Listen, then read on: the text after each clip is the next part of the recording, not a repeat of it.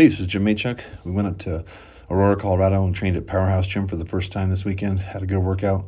There's a IFBB pro, Kathy Jackson, and the reason why I'm making this video is for first-time competitors. Let's take Kathy Jackson for example. I trained her for 5 years, and she turned pro at the North American Championships. And Kathy is an example of a perfect competitor, a perfect client. She is willing to do, she trusts her trainer. She's willing to do more all the time. She never questions anything, always asks what else she can do to improve herself. And that's kind of what I'm talking about today during this video. Here we're doing some hack squats, 10 plates each side, just with one band. And let me tell you, this was absolutely brutal. I was dying on this set. And I think that a lot of first-time competitors, they truly believe in their hearts that they're doing the right thing, and they probably are in their minds. But what I hear consistently is that when they compete in their first show, they're not happy with their placing, they're not happy with the way they look compared to other competitors, and the majority of the time it's because they don't show up in condition. And one of the ways, to show up in condition is just to suffer. You have to be willing to suffer. And it's usually through, more diet than anything else.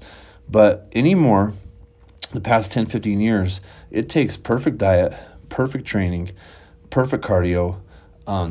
You have to be 100% in all three aspects of the game. It's not just supplements. You don't just take extra drugs to compete and do better. It's not as simple as that at all. Anybody that's been competing for a long time knows it's just not that simple. There's no magic pill that gives you that first place trophy. And so what I'm concerned about sometimes is that here in Pueblo we have a lot of people that want to compete, and they diet, they train, they make really good improvements, but then they get disappointed when they are backstage and they see all their other competitors, and they even see other first-time competitors, and they're like, oh my gosh, it was like 3 of these girls I competed against, or 5 of these guys, it was their first show and they looked great. Well, they probably dieted and suffered harder than you did. That's the bottom line. And that's the thing with competing, is that it's all about the bottom line. It's how you look on stage.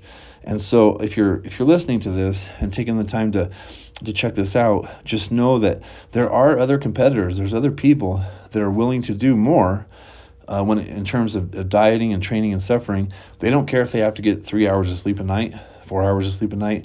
They don't care if they do 2 hours of cardio a day. They don't care if they have to cut carbs for, almost the whole entire prep, or anything that they have to do. And those are the sacrifices you have to make day in and day out for months. And you also have to critique your own physique and make improvements.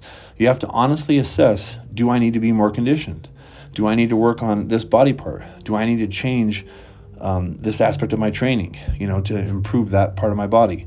And that's the fun part of bodybuilding. It's like a puzzle that you have to put together.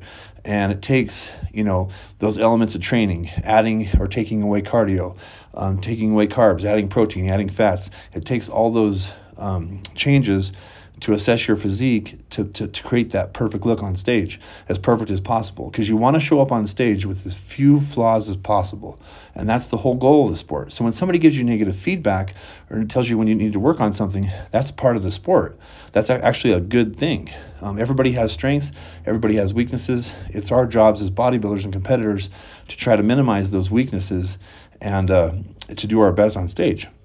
And that's how you hopefully will beat your other competitors. So if you're a first-time competitor and you're listening to this, just know that, there's people in Denver, there's people in Springs, there's people all over the world that are training just as hard as you are. So don't give up. Hang in there. Know that it's definitely not an easy sport. If you can see each one of these sets, I am absolutely dying. I'm not the strongest person in the world, but I use good form. I control the weight. I'm definitely hurting the muscle.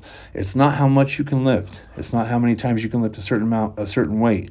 It's how hard you train, how hard you beat up that muscle, how much tension, how much you're going to break down that muscle to rebuild it back up.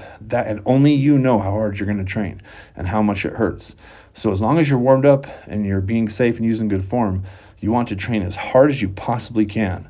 Definitely do your warm-up sets, but during those top sets, you have to push the limit and go, all out 100%.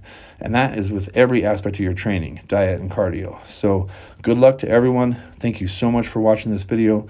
I really appreciate your time. I just want everybody to have a good experience this year when they go up on stage.